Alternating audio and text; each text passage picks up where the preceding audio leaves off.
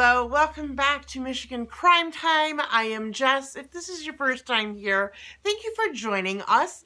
So today's case is out of Detroit. It's actually a bit of an unusual case, something that I necessarily wouldn't cover, but I'm covering it because the gentleman, the defendant's attorney, how he argued and how well prepared he was for today's case, I think was absolutely amazing. It's definitely not a subject I would typically cover. It does have to do with adult entertainment and dancing facilities, but it's nothing graphic, just so you know. It's a little, I'm gonna say, silly city ordinance in Detroit. Honestly, I do think Detroit has bigger things that they could be worrying about than sort of what happened in this case. But I was not that enforcement officer, so I can't make that decision. I was not there. That being said, I am not an attorney, and I am not making any legal conclusions, nor am I putting forth any legal advice. All comments are my opinions, and all persons are innocent until proven guilty in a court of law. And I want to reiterate that these are my opinions. I think this is a frivolous suit. I don't think it's something that necessarily needs to be argued in court. I think it's something that should be done in City Hall, and maybe the ordinances need to be refined some to clarify, because it's literally almost like nitpicking over a few words, a couple descriptive words. So with that, in the description is the link for my merch shop, which is now open. I do have several fun items, some with the logo for Michigan Crime Time. I do have a specialty pet item that I designed. I think it's kind of funny. I can't wait for mine to arrive, because Fritz and Luna are definitely going to be going on Sunset Patrol. So I also have a shirt that is a reference to Judge Middleton, and I will soon be having a shirt that is a Judge Simpson shirt. So with that, memberships, the link is in the description if you'd like to further support this channel. Due to the nature of my videos, they often do get demonetized, so a great way to support me is by memberships or purchasing merch. If you have any cases you want me to cover, you have any tips, you can email me at jesscaris@gmail.com, or you can send me a message on Instagram. And I have set up a Michigan Crime Time Facebook page, so the link for that will be in the description as well, so you can send me a message on Facebook Messenger. And now, let's get on into the courtroom and see exactly what I'm talking about. All right, so for that matter, what's your pleasure? Oh, read the ticket. It is case number U 633-67622 for Ricky Mansour, one count of indecent obscene conduct. All right. And it's scheduled for a motion hearing today. Okay. Ryan Hill on behalf of Mr. Mansour. And good morning, Sydney Rogers for the people, P82072. Okay, what's going on in this matter today? So Judge, it's my motion. I'm going to be very brief because I know you're going to want to read the pleadings too. But if I'm just going to touch on the main argument, and then Sydney will respond if I may. And do we had the ticket read on the record, right? Yeah, that's not really the actual ticket that's not the right ticket. It's it's not indecent in conduct. He's an operator who runs a business, and he allowed somebody to be indecent. Allowing indecent conduct. Yes. Okay. Yes. All right then. Thank you. Thank you very much. Go ahead, Sydney. I do, before Attorney Hill, before you do your argument, can you put like procedurally what we're doing today, that we've argued it, but we don't have a decision? Yes, we did argue it. We didn't have a decision, but I think we're agreeing to allow Judge Nance Adams to hear our arguments and make a decision, right? That's correct. Okay. So this was already presented to the judge, to Judge Wagner? That's correct. Oh, and what was today was supposed to be like the day he gave you determination, or So at the Put it end, back on the docket, or? at the end of our first motion hearing, both of us argued what our written responses were. Defense added a case that they did not cite, and that's why we were adjourned out for that to be reviewed and so that's why we don't have a determination. Okay, thank you. Thank you very much. So That clear, you can continue. So I'll be very brief, Judge. They charge basically, you've seen this before. They charge a manager of a gentleman's club for allowing people to be semi-nude, right? The manager allowed the person to come off the stage without a shawl on, and that's essentially what we have here. So I filed a motion last year sometime, basically asking the court to dismiss it because the city changed their ordinance under section 512.8A5. And this is what it says. It says you can't be a licensee or operator of an SOB, and you shall not permit or allow, and this is really the issue, disorderly conduct at the strip club or indecent conduct, right? Those are the two things. So my client was issued a citation for allowing these women to come off the stage semi-nude without a shawl. I think that's undisputed. When I filed my original motion, I just assumed the city was proceeding forward on the first prong, the first requirement, not requirement, but the first element, and that is disorderly person. I didn't think they were talking about indecent conduct because semi-nude at a strip club is not indecent, right? I was wrong. So I argued the motion in front of Judge Wagner, and I said, the disorderly person, I read the definition. It says it shall be unlawful for a person to make or assist in making a noise, disturbance, improper diversion, rout or riot, which actually disturbs the good peace of neighborhood. So I thought I had a slam dunk, Judge. Just pretty straightforward. It doesn't fit within the criteria. These dancers being semi-nude, not covering up their bathing suits, it's not disorderly. Ms. Rogers replies, no, we're not doing that. We're relying on the indecent conduct statute, which Sydney will tell you this, or Ms. Rogers will tell you. I was surprised. I was like, okay, so then there's a case, People v. Huffman, that's from the Court of Appeals that addresses this and basically says this is not indecent. So I was required to supplement to the court because I was unaware that that's actually what they're proceeding. The ticket says very specifically, Judge, I'm not going to read the ordinance again, but in different writing, it says in the top left-hand corner, for semi-nude. So obviously, hang on a second, I'm sorry.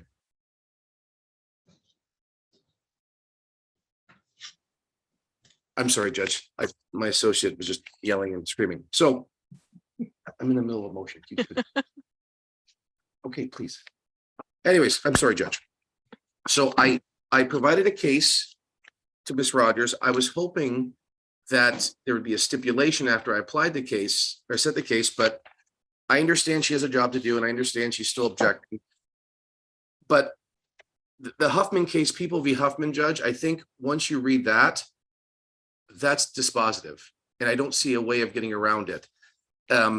Essentially, what the panel said is that gross indecent conduct seeks to protect the public from possibility of being exposed to certain acts of sexual conduct.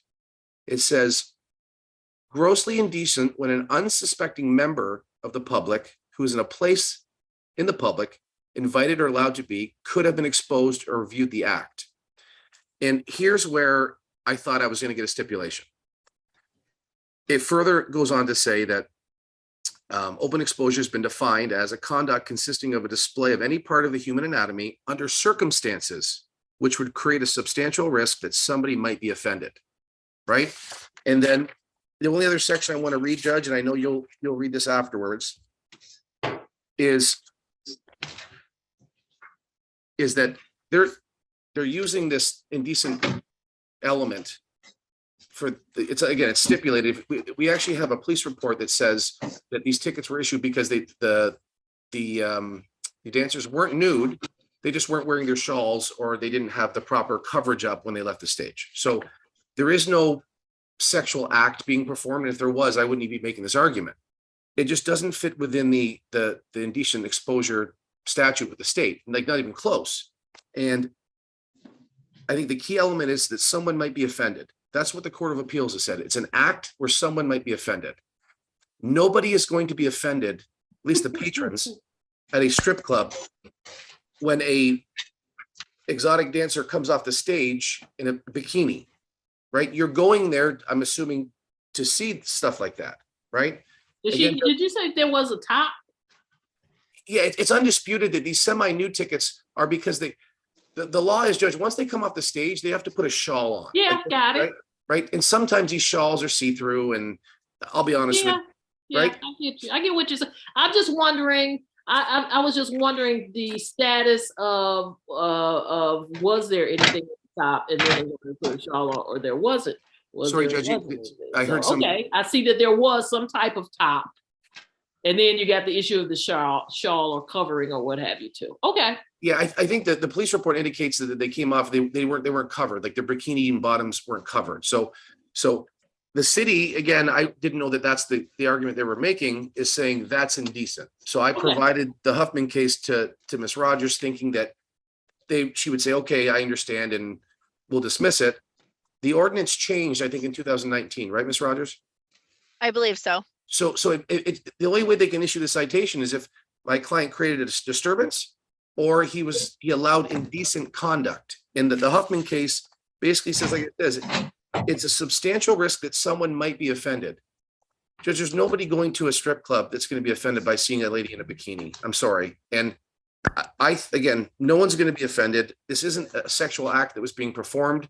Again, if there was an act being performed, then I'm not making this argument, because that's indecent. Okay. So that's my argument in a nutshell, Judge. But the Huffman case is controlling, and I think it's dispositive. What's the date of the offense? It was after the ordinance was amended? Yeah, it was after. It was okay. Wednesday, January 19, 2022, right, Sydney? That's correct. Yep. And the Huffman case was after that too, correct? No, the Huffman case was before that, I think. Oh, Or okay. yes, before 2005. Okay. Yep. So you had something where we had an issue with whether or not the ordinance was based upon disorderly conduct before, but now it is, with the amendment, is changed to allowing indecent conduct, I would imagine. That's the key here. And all the while, though, Huffman was determined prior to the ordinance change, but Huffman by what counsel is saying, establishes what the criterion should be for indecent conduct. Okay, thank you very much. Okay, counsel, you're gonna get an opportunity to respond. Yes, thank you, Judge. So the ordinance here that the defendant is charged under is allowing either disorderly conduct or indecent exposure. The city ordinance does not define what indecent exposure is, but here why the defendant was charged with this is because he was clearly the manager. That was at one point in dispute, but I don't think that's disputed anymore. He was the manager of this club at the time, and girls that were dancing did not have their shawls on properly, which everyone knows that these clubs you have to have the shawl on if you're not on the stage. These tickets are written very commonly, and that is why he was issued this ticket. The girls were exposed in a way that they were not supposed to be, and he was the manager and allowed that. And what is different here in this case versus the case law that defense has shown is the case law is dealing with a public area. I believe it was on public television. Someone was exposing themselves. Here we're dealing with a closed business that has different rules. There's a whole section in the Muni Code in the city of Detroit for sexually oriented businesses specifically, because they're so niche and so particular, and certain things happen in these. That's why there's these outlined rules. And that is why a girl not having her wrap on would be considered indecent exposure under our ordinance. And this ticket is a good ticket. And that's I'm asking for the motion to be denied. Okay. So is it indecent exposure, indecent conduct? Judge, it is, the definition says indecent conduct. Okay. That's what the city ordinance says. Okay, the city ordinance. And the city ordinance, though, does not give a definition for indecent conduct. So I think I did misspeak and made some confusion. So it's confusing. The ordinance that he's charged under is 512.8, which refers you down to indecent exposure, which is 3111.2. So that's how he violated 512.8 is by violating 3111.2. But Judge, if I may just respond to something Ms. Rogers said. Yes. The definition, I think she'll agree with me, the definition is based on a state statute, right? And the Huffman case, she kind of made my argument for me, not to throw her under the bus, Ms. Rogers, but she is right. In the case that I quote, the defendant was affirmed the disorderly indecent exposure. It was affirmed because he showed a flaccid on cable television, right? And the court said, there's no doubt that the defendant should have expected, or in fact did expect, that someone would observe the flaccid and be offended by it. That's why they affirmed the lower court conviction, because he was doing a comedy sketch with a flaccid and put it on public television. That is the key. And I don't think anyone can get around that. Is you have to expect that somebody might be offended by the actual conduct. The conduct, not indecent exposure, conduct.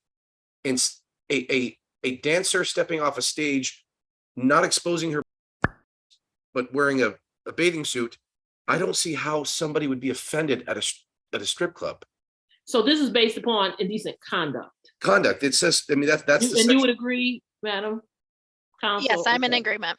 Okay. All right. And I hear what you're saying about the reasonableness of whether somebody would be offended, Mr. Hill. I hear that. Okay. I'm just trying to see, okay, the case in point, is that based upon that's based upon an ordinance, or No, it's a state statute, which, I mean, it's a state statute that defines indecent conduct, which the city always, I mean, they incorporate in their definition section. Yeah. Right? You're not contesting that, Ms. Rogers, right? No, I'm not. I'm Okay. in agreement. Okay, I got clarity, I think. Is there anything else you all wanted to add? Just that I really, really want to win. That's all, Judge. I think that's a given. Nothing further from the people. Okay, well, I'll make a determination and get back with you. Judge, you want the Don't site for the Huffman know. case? Pardon me? You want the site for the Huffman case? It should be in your pleadings, right? No, because when I argued it originally, I didn't think Ms. Rogers was going to bring up the indecent conduct because I didn't think it applied. Right? Don't give it to me now. Some kind of way, get it to the court to apply, or you want to send something to the court in that regard. Ms. I won't Rogers, get the documentation. could you do me a until favor? later on. Could you resend it to the court again for me? Yeah, that's not a problem. I can give it to Madam Clerk. Or Thank you. And something I took for granted for so long working down there. See, now I don't have any way to type up your information, or because I don't have an email down there, or I'll figure it out. You mean for an order, Judge? You mean, is that what you mean? Pardon me? You mean for like typing up an order, or? Yeah, but Just- I can handwrite that out. I Or had type- just gotten out of handwriting stuff and typing it out, but I'll get something to you. That's no problem. So I was just thinking about it. So But the thank cir- you. Sorry, what the circuit court judges do, they just give their opinion on the record and they order us to submit an order, if you want to do that. I might do that. We'll see. Okay. Okay. Thank you, Judge. I'm just so used to doing it and having it done, and I like to have it done before we get off the record, because our docket was so crowded, so full. I'm just like, let me get this taken care of, but I don't have that opportunity, at least not for this matter. So we'll work on it. But thank you all. Unless there's something else, thank you very much for your time today. I appreciate it. And thank you both for waiting for me. I know I slowed us down a little bit. Thank you. All right. So what'd you guys think of that one? You see what I mean when I said it was literally semantics with the wording. Overall, do I think it's a huge deal? No. Could it snowball into a big deal? Yes, but I definitely think that they need to look at the ordinance and maybe refine the wording, because this sounds like she didn't have her shawl or cover up over her shoulders properly. She didn't have it all the way up. And I mean, honestly, the attorney did make a good argument. So who's going to be offended in a strip club? That's what they're there to see. And that's what a disturbance is if it's something that's going to bother somebody. And inside a club, like I said, unless there's like some pearl-clutching Karens out there protesting, which I highly doubt is going to happen. I think everyone's kind of just accepted it, especially in Michigan. I don't know. Anyways, so that was the case. Like I said, it's unusual. I just thought it was interesting when I saw it. It made me chuckle. I was like, they're arguing about what? But then I actually listened, and I'm glad that I did, because I do think his argument was very well thought out, very well researched, and honestly, I do hope he wins. I will keep an eye out to see if the decision gets published. If it does, I will include that. I'll publish that in a post or something. Definitely on the Facebook page. I am slowly working on adding videos that are here on YouTube over on Facebook as well. I have no idea how Facebook is going to be with the context of many of my videos. I may end up in meta jail again. Just so you know, don't joke about forking around when someone talks about spooning on Facebook, because I get 3 days in meta jail for that, for joking about kitchen utensils. Anyways, thank you guys for joining me. This is Michigan Crime Time. I am Jess, and I will see you lovely, wonderful people next time.